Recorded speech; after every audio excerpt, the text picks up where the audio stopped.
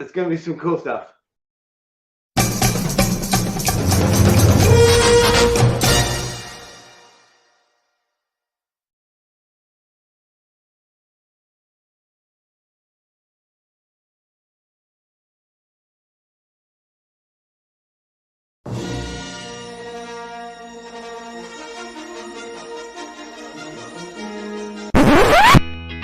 As kids growing up, there were always things we wanted, whether it be Barbie dolls, Legos, Hot Wheels, video games, or baseball cards. But for some of us, it's Star Wars that made the most impact. So this week, the Geek and I take a look back at some of our most favorite Star Wars collectibles.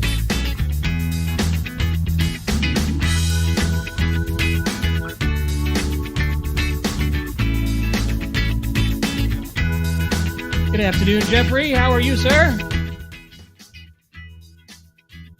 Oh man, dude, this thing is real. I heard about the 3D Star Wars Marvel comic. Yeah. Hey, man. Hey, is it really 3D? Well, in my mind, hold on, I got to throw my glasses on. In my mind, yeah, it is 3D. If you throw on the glasses, dude, it's killer. Look at check it out. Check it. Oh. So Stan Lee, man, Stan Lee. Would that be the same as this one? Yeah, you got it. But can it be this one? I don't know. Or this one? I have that, but that is not out of my box. I have box. You want to talk about box? Let's slide the box. All right. Hold on a second. You want to see what's in the box? Or we can hold it back? Are we holding back? All right. You want the box? Hold on a second. So, Star Wars collectibles. When did you start collecting Star Wars stuff? Well, it started with my mother. Let's open the box. This is a Laserdisc box collectible, and I guess we'll start with this one. I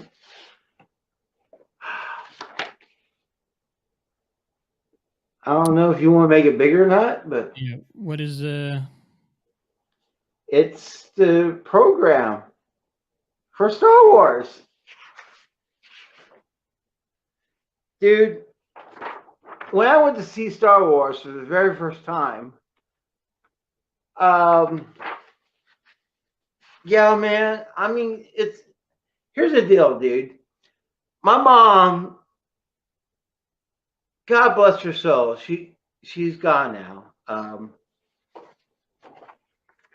I wanted something cool, and she got this first kids. And so, like, all cool moms, there's a program. So, what was cool about this thing, and here's the middle part, it's a TIE firefight. What's cool about this program was that, you know, my mom knew this is going to be important to me. And God rest her soul. When I watch Star Wars, dude, and by the way, here's the back end of it. Always let the Wookiee win. That's it.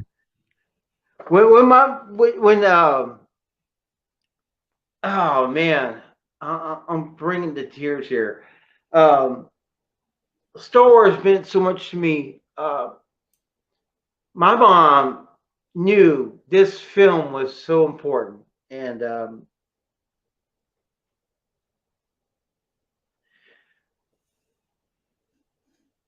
when she was passing,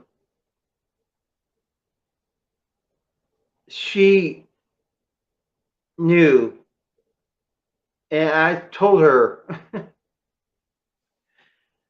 I said, "The may the force be with you." It's also a Catholic thing. May God be with you, kind of thing. But when I said, "May the force be with you," she clenched my hand, and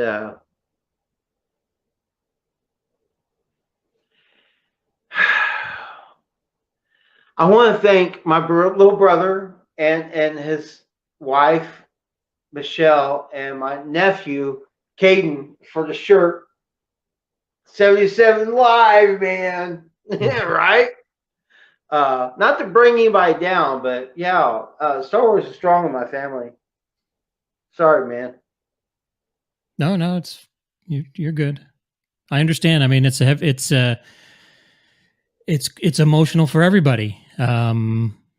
I mean, you see the reactions that people had just last week, 2 weeks ago, when Luke Skywalker came back in The Mandalorian, Oh, and the emotions that it brings is it's like nothing.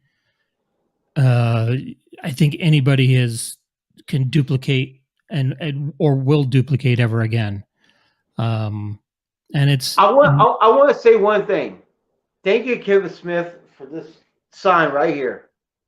I sure we're open because Kevin Smith was one of the very few people that started talking about Star Wars and its films. yeah, all those jokes with Randall, right? Is Randall? Yep. Yep, yeah, And the Death Star jokes. yeah, yeah. So what else? What else do you have in your collection there? You can bring out the box because this box contains so much memories. I'll bring the first one. Now, do you store them? Is that like your locker? You store everything inside that box? Well, it's a laser disc box, and it's very self-contained. And I have this. Oh, nope. There you go. There you go. Wow. Carrie Fisher, this chick. Oh man, I met this chick. She's off the chain. When I met Carrie Fisher, it was by accident. I met her in Dallas, Texas, right before she died. Damn it, man. I'm going to get fucking crying here. When I met Carrie Fisher in Dallas, Texas, I got the sign, and she's a cool chick, man. Laid back, hanging out, 110%. And she's like one. I tell you what, dude. When I met Carrie Fisher, she was so laid back. She's like going, "Who else is on your checklist? You want to see who's next?" Oh, no, there you go. Can you make it bigger? You see this? James Earl Jones. Wow. I got to meet him by accident because of Carrie Fisher. She's like going, "Hey man, he's not doing a thing, but he is here. He's doing a thing for another thing. I'm like, well, not for Star Wars? This is how cool this chick was. I had 24 hours with Carrie Fisher. And I will never take back that 24 hours ever. Because that chick was laid back, cool, and I gave her my number, and she called me back. She's like going, "You ready for James Earl Jones?" I'm like going, what? You're kidding me. I thought Carrie Fisher's, teasing me. She wasn't. She was sincere, and I got that. And you know what? This was her picture. She had this. He signed it. Hold on. I don't know if you can see this. Mm-hmm. It's not like a marker. It's like really thin pen. And I'm like, oh, man. That's the reason why I keep it in my treasure trove of Laserdisc. This box. Now, here's the deal. This is the special edition Laserdisc. It's the only hard case I got. So, yeah, I keep all my special stuff, including, like you saw in the intro, my Marvel comic. Very pristine, like you have, sir. Well, yours is a lot in a lot better condition than mine, because mine has torn pages, but I can't. No way, dude! I can't tell you how many times I read this. But it's Marvel Comics bringing Star Wars. Yeah, what I also have is before the single edition. Oh, make it bigger. Before the single edition of Empire Strikes Back, Marvel did a series where they split the story in two, and I have the large. Okay, I found this on the web. Wow. I have the large. That's the original? That is an original. That is issue number 1. And then Marvel Special Holy Edition. Crap. That's 2? Number 2. So number 2, the first page is where kind of the cliffhanger from edition 1, and it starts with them jumping across the chasm on the Death Star. And this is not I mean, you can see this is an 8-year-old's comic, as you can see. So did you put your name on it? I did. It's specially signed. If anybody wants to buy it is specially signed. But I also have this so they started with 2 in the large, and then they did 1 for Empire Strikes Back, and then when Return of the Jedi came out, I think there was a large edition, a large print edition, but I'm not sure. But I do have all 4 of the Return of the Jedi Marvels. Wow, dude!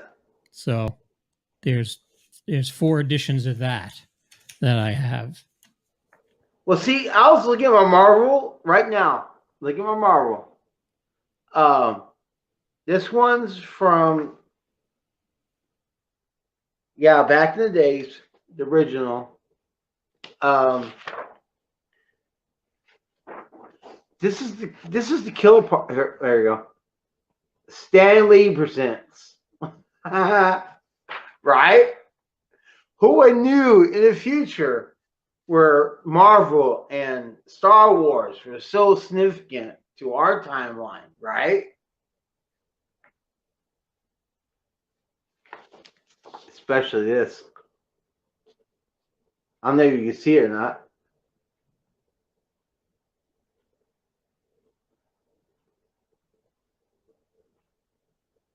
What You is it? remember that? Yeah.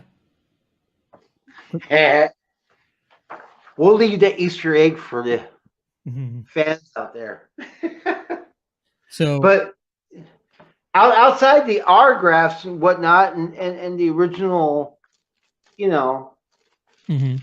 handbooks that I got, let's talk about Star Wars, man. Well, let me show you. I don't know if you can top this one, but this one is very special. This I can't one, see. this one All right. allows me to travel throughout the galaxy.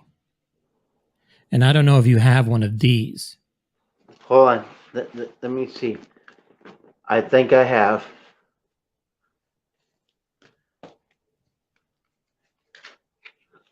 All right, Ray. It is my Star Wars intergalactic passport. Sorry, I gotta put my glasses on. I'm old.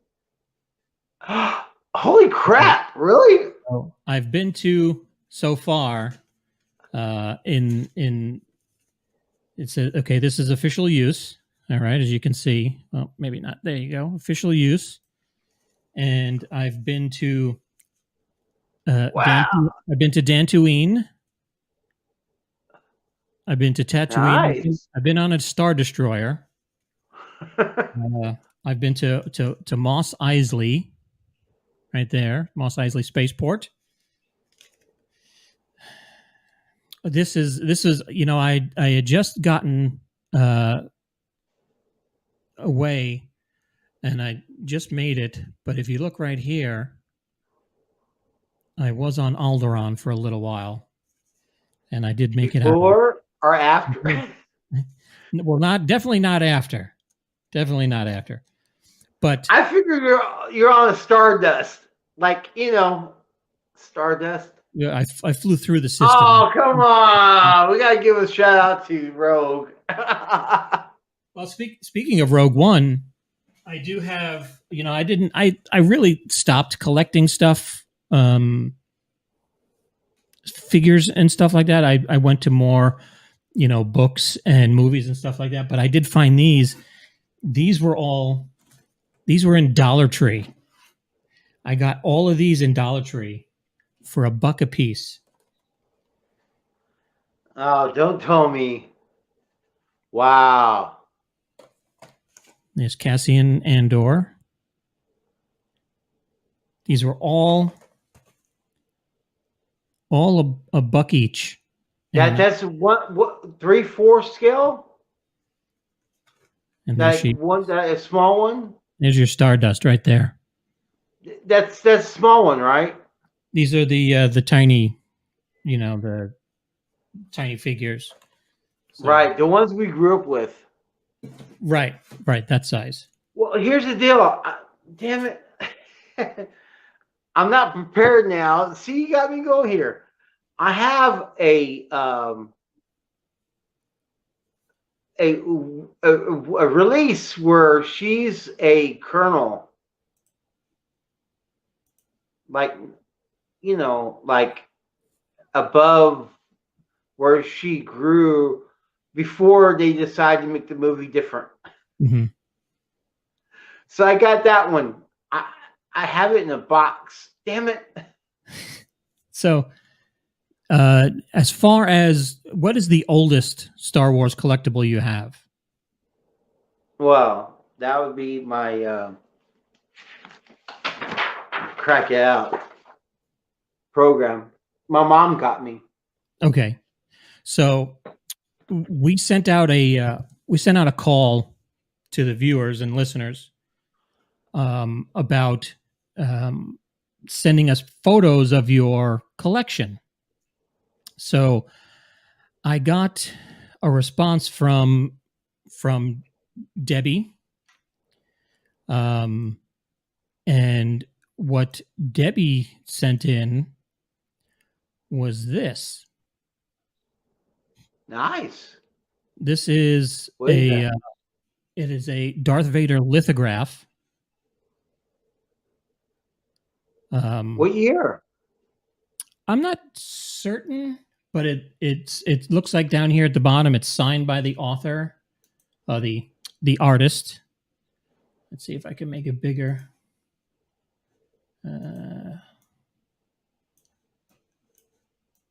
So we have Shadows of the Empire. So that's a pretty old story line, I believe, right? So she sent us a picture of that. Interesting. Cool. Then there's this one. What's her name? Debbie. Hey, Debbie. Thank you for the shout out. Appreciate you. Then she sent this one. Oh, she's got more? She has three of the lithographs. And this one is, of course, you can see that's Boba. Debbie, if you need to donate a lithograph, Jeff Dickinson right here. And then what she had sent in was a couple of photos of an item that she, I believe in her letter.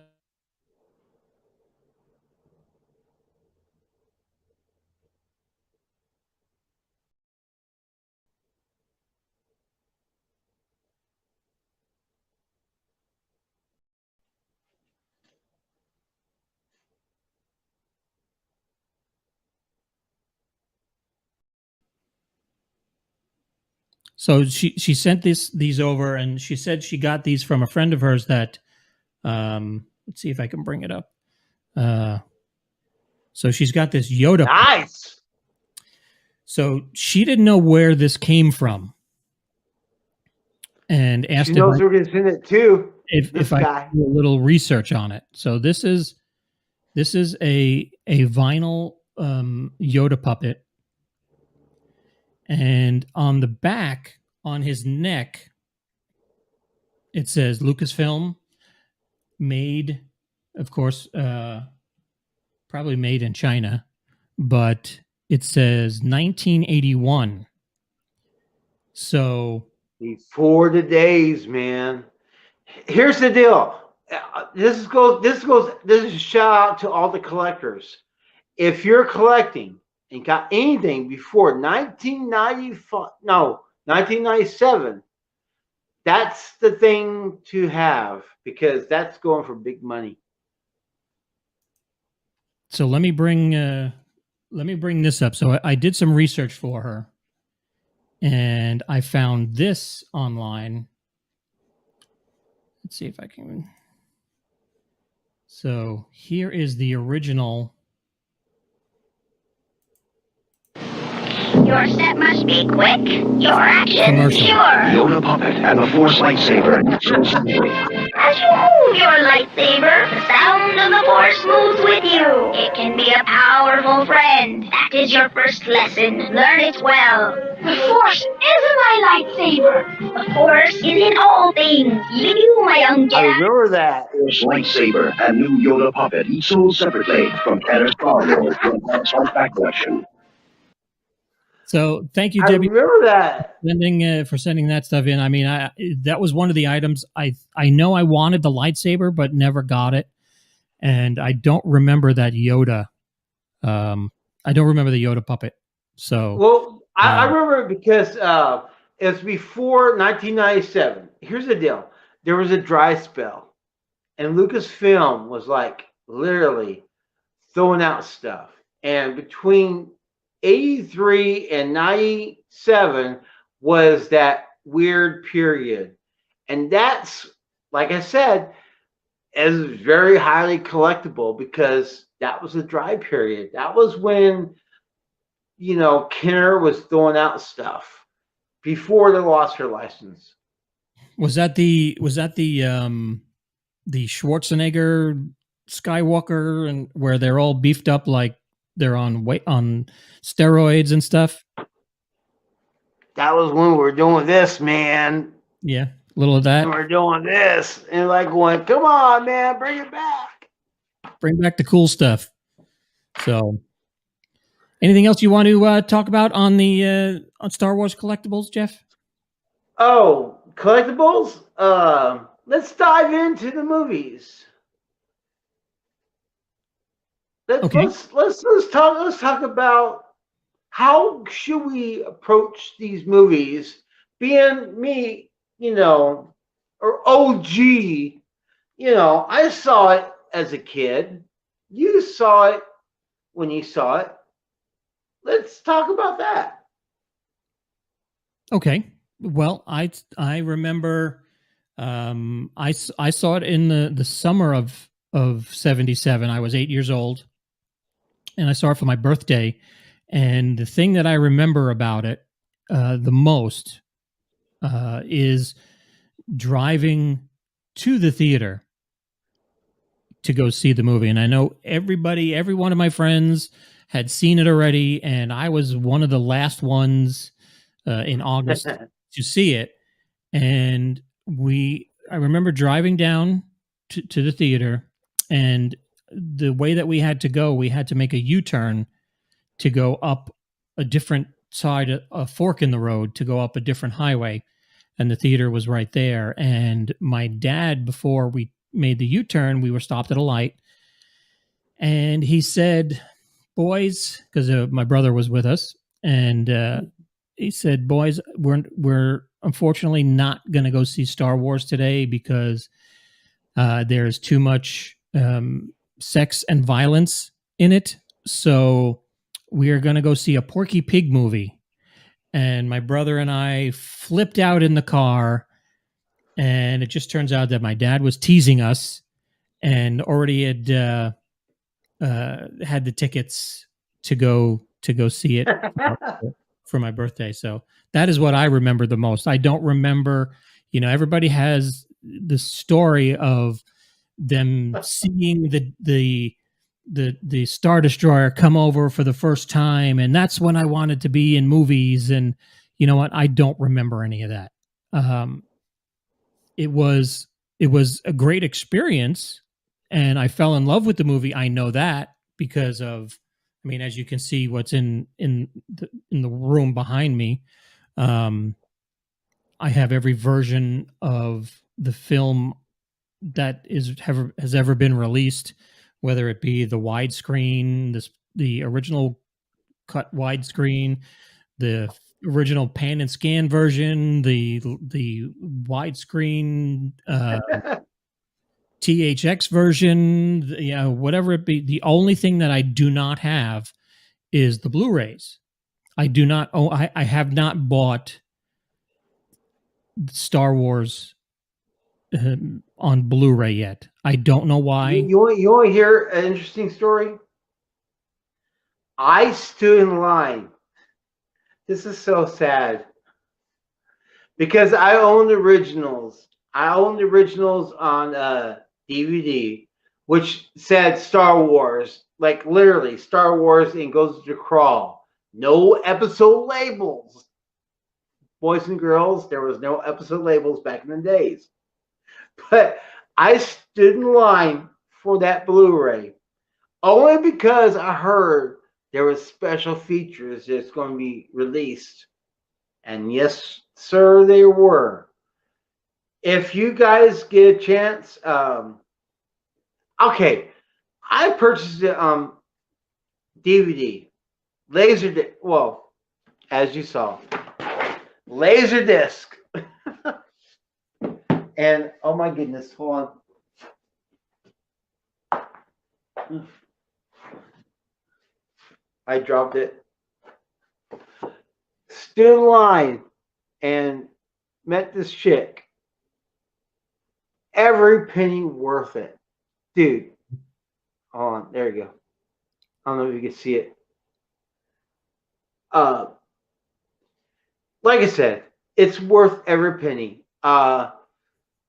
When you repurchase these things, it's not doing anything but bringing back something important to you.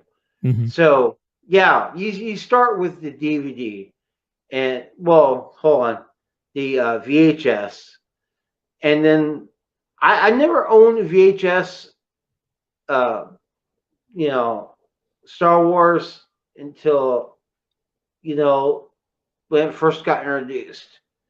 And I was like going, Do I want to do a Panascan? Do I want to do the letterbox? Because the letterbox was so important because it's the true aspect. And I had the laser disc version that I originally purchased. Literally, not prepared for this. John, you always say you never prepared. Yeah, I own the original Laserdisc that has the version that says Star Wars, and then boom, goes in the scroll. No episode label. So yeah,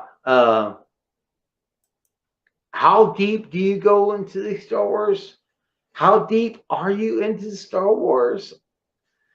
Man, I go deep, deep, deep, deep. I love Star Wars so much that not only do I collect Star Wars, the movies, but I got the books. And we're talking about the Topps cards. Oh man. Did you ever collect the Topps cards, Sean? Oh yeah, I have. My bedroom wall was littered with Topps Star Wars baseball cards. So Hold on.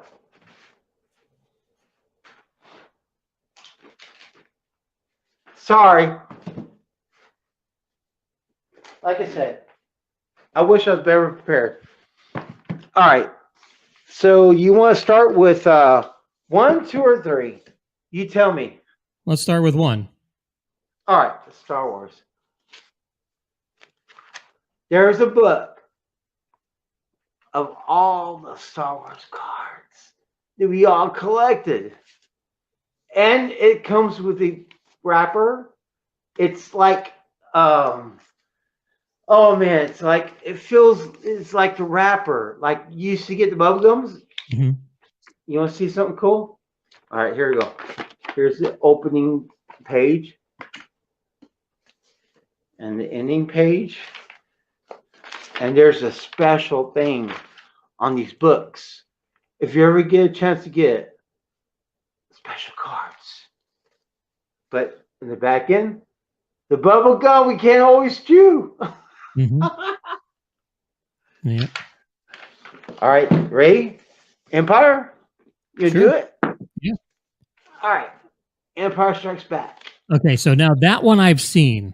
That book I've seen in the stores. I have not seen the Star Wars one. Did you know there was this? A special? Oh! There's a special card in there. And here you go. We can't forget Jedi. Uh. We gotta love Jedi. Ewoks. Because they Yeah. kicked the stormtroopers' ass. Yeah. That was And there's something special. that's very neat. Yeah, I probably have my Star Wars card somewhere, but I'd have to dig through boxes and boxes of stuff that's out in the garage just to find a couple. I used to have them, dude. I sold them. You know why I sold them? Because I you was needed gaining money. Star Trek cards. You traded it. You sold them for Star Trek cards. Yes, sir. Because I was trying to get the original Star Trek cards from Star Trek. Hold on.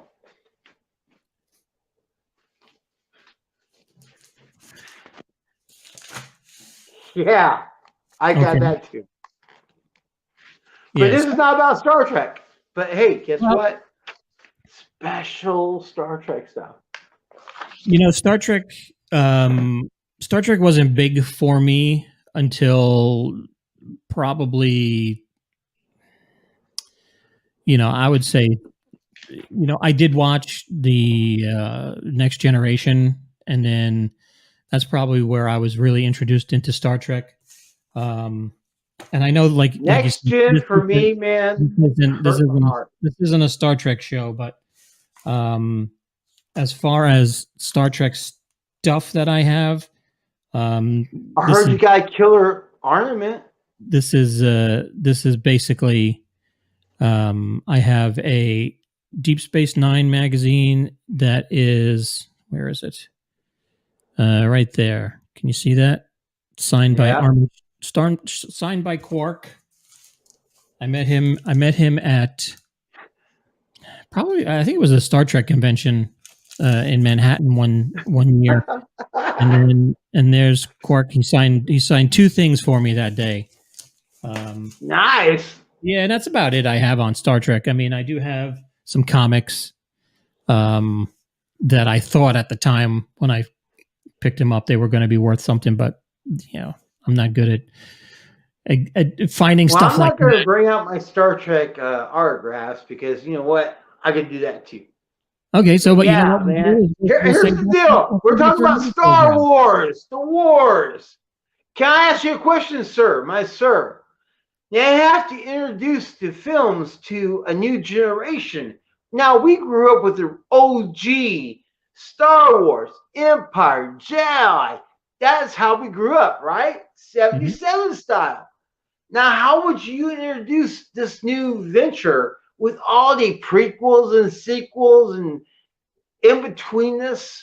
How would you introduce the film to your grandchild? Well, let me tell you how I did it with my kids. Because let's start with your kids. Yeah, when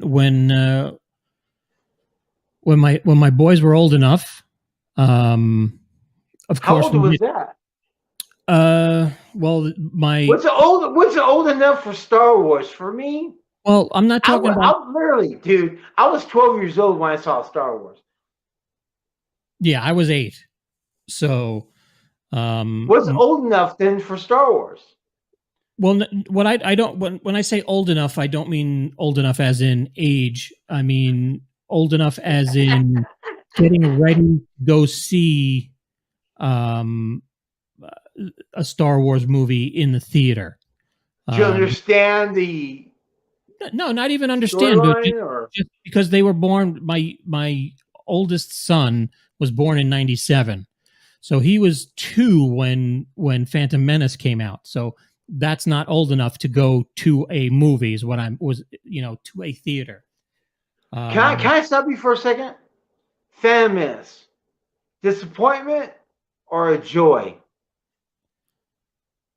I was like, I can literally remember. I was so disappointed when that movie ended. I literally remember turning to my friend who we lined up outside the theater with. I went. You still line too? I went. What the heck was that?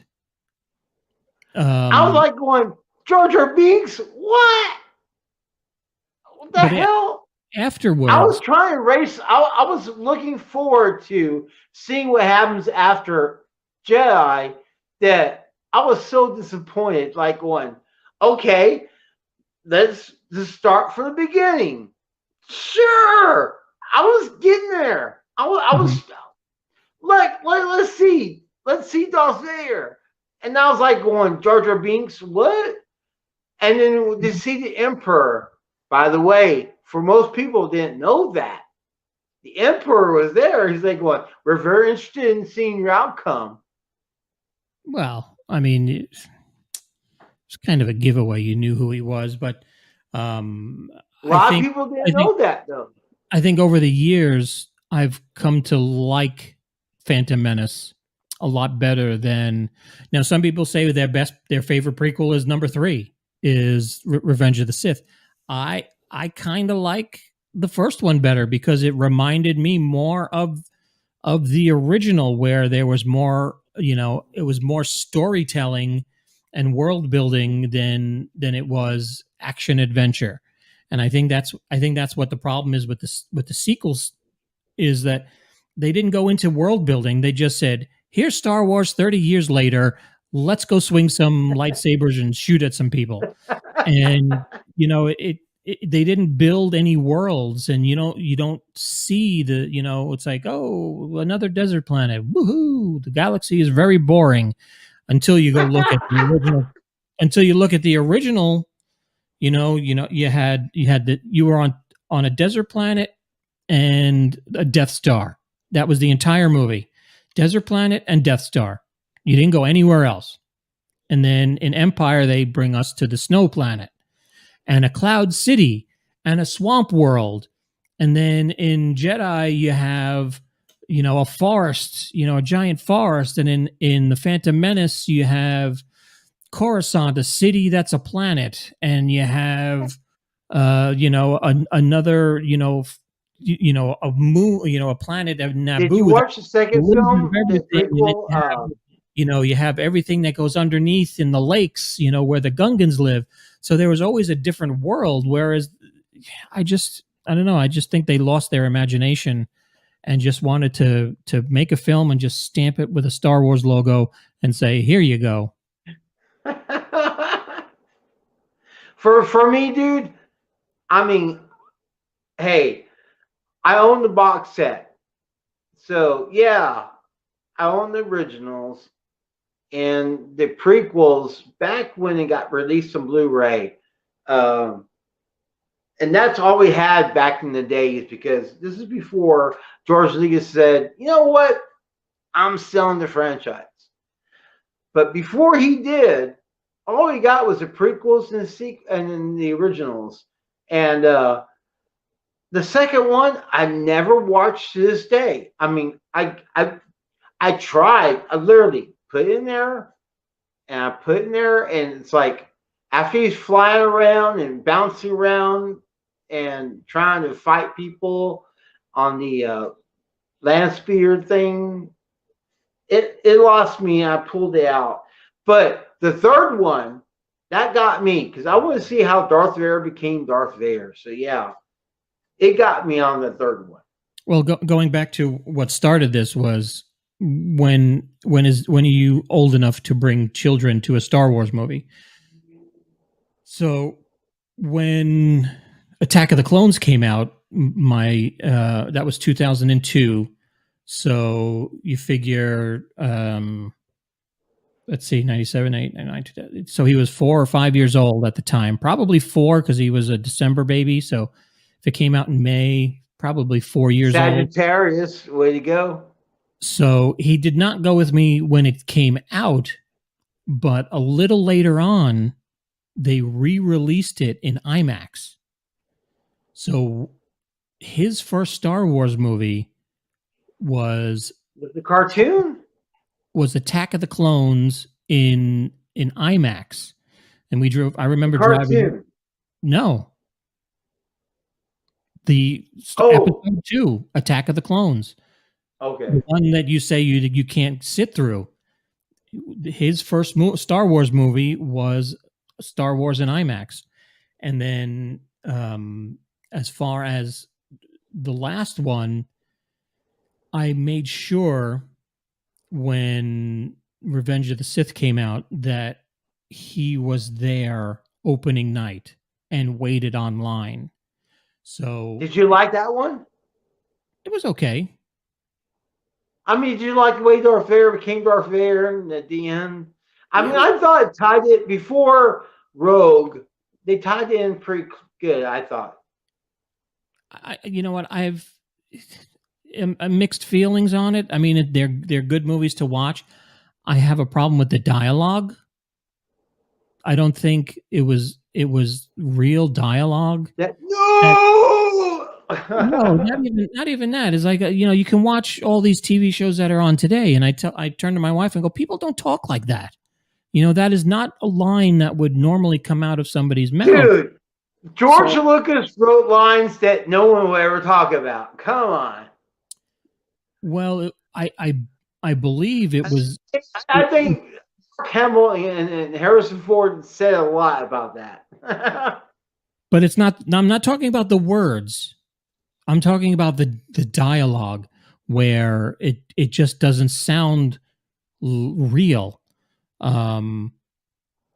Whereas in the first Star Wars, Episode 4, I am your father. Well, not even that. It's from what I can remember, I think the screenplay was rewritten by Francis Ford Coppola.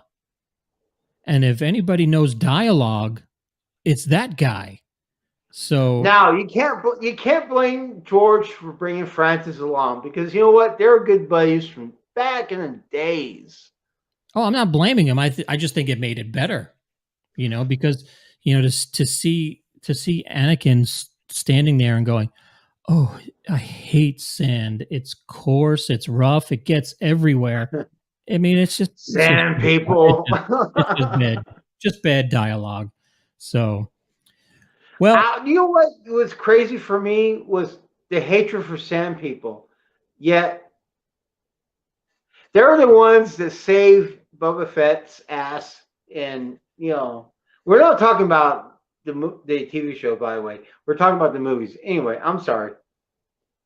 no, I was just gonna to say, is there any other collectibles you want to? Is there any other collectibles you want to share with us before we wrap this up? Well, let's talk about the order that we need to show this to our future folks. Now, for me personally, you need to watch Rogue One, Star Wars, Empire, Jedi, and then, of course, the rest of the sequels. And then if you want to go to the, as I call them, the squeakles, and Kevin Smith said the same thing, you go to that for reference. John, what's yours? What order would you show this to your children? It has to be 3, 4, and 5, 1, 2, 3. 4, 5, 6, 1, 2, 3. That would be the way I would. So you exclude the sequels? I'd say, you know what, if you have time to waste, you can watch them, but it's not Force Awakens rules, dude. Come on. That was a piece of garbage. You didn't like Force Awakens, Jedi, or Last Jedi? No. And Rise of Skywalker is I told you during one of our other episodes that I use that as a doorstop.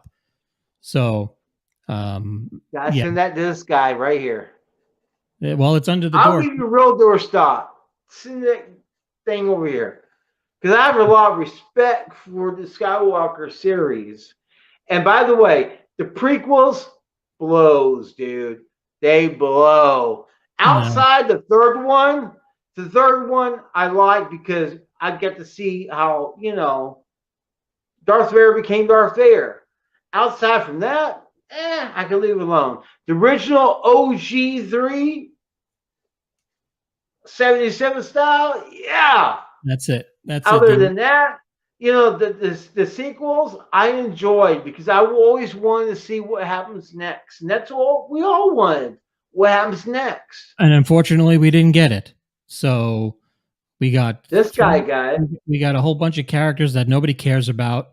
And, in a world where you're just like, ooh, everything that happened in the previous 6 movies doesn't mean a thing. Absolutely. I'm Roger Ebert. You're Cisco. Absolutely. Thumbs up, thumbs down. It's 2 thumbs down from this guy.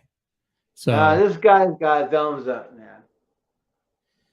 Well, thank you, Jeff. Thank you for joining us on another edition of the Geek and I podcast. For news and information, visit geeknewsnow.net. That's everything you need to know in the world of geek. We are sponsored by Metallic Dice Games. They have what you need for your gaming experience. You want to get some dice? You want to get some things to hold your dice? You check them out at metallicdicegames.com. Use code GNN at checkout, save 10%. And we are sponsored by ksspecialty.com. They are the one-stop shop for all your promotional products and gift ideas. You want to give out some pens with your name on it? That's where you go, ksspecialty.com. They have hats, t-shirts, and they are a proud sponsor of the Geek and I podcasts. So once again, thank you, Jeff. We will see you out there on the next episode. On the next one. Layers, guys.